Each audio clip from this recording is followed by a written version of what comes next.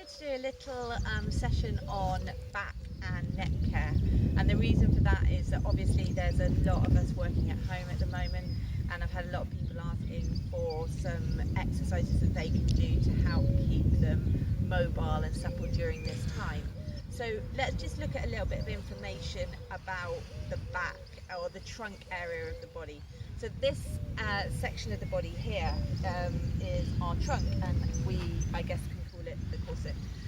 We're looking at 7 muscles within this group. So your rectus abdominis down the front, your internal and external obliques down the side, your transverse abdominis is your lower abdominal muscles, and then also that come into this pack is your erector spinae muscles down the side of the spine, multifidus, which is strips of muscle that help to support the vertebrae. Then you've also got your quadratus lumborum and your gluteus medius and gluteus minimus. Okay, so those 7 muscles make up what we call our trunk. Commonly, when we go to the gym, we tend to work the front half of the core, but actually we need to balance that with working the back. Okay, sitting a lot in our everyday lives means that we have a lot of decompressioning in the spine, and actually one of the best ways to cure back pain is obviously to move. So that's what we want to look at today, and hopefully some of these exercises you can add into some of your daily activities at the moment, and that will keep you a little bit more mobile during this time. Alright, so we're going to start with a few exercises. So we're going to start with the neck.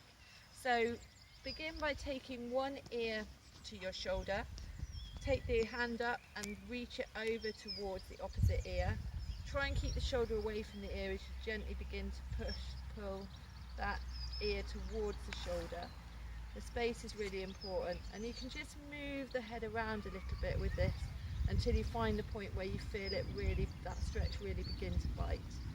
Okay, aim for 15 to 30 seconds on this, and then change the position of your hand to behind your ear, and then begin to bring the head so that you're now looking inside the crook of the arm. Okay, obviously once again, as you feel that muscle release, give it a chance. On an inhale you lengthen, exhale release, and work on 5 breaths with this if you can, if you don't want to do it by a time.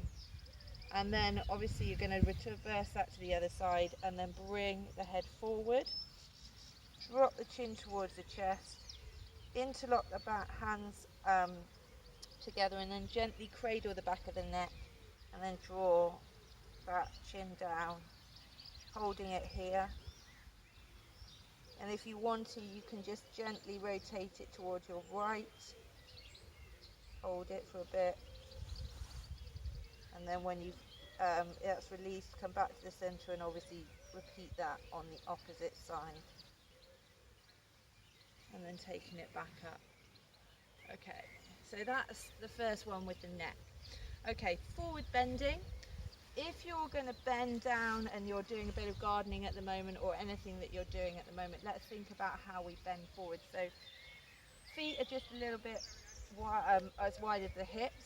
We're thinking of bracing here through the core. So once again, we've talked about the core being this corset. So we want to lock across the core, and we also want to lengthen up. Bend the knees, hinge at the hips and come down. Then you're going to lift up, and then you're going to straighten the legs. So by doing this, we're not putting too much pressure through the lower back. The lumbar here is a really flexible area, so it's quite easy to bend into that area. Can I stop now? Yeah, 4 minutes worth. I haven't